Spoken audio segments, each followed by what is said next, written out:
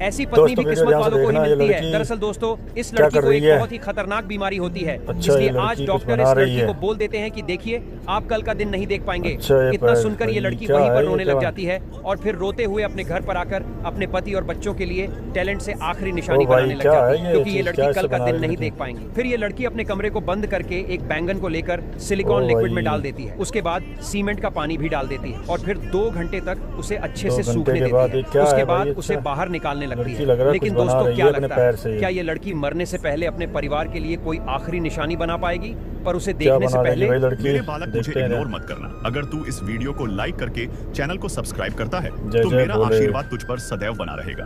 देखो ये लड़की अंत में कितना मस्त चीज बना देती वाह, है।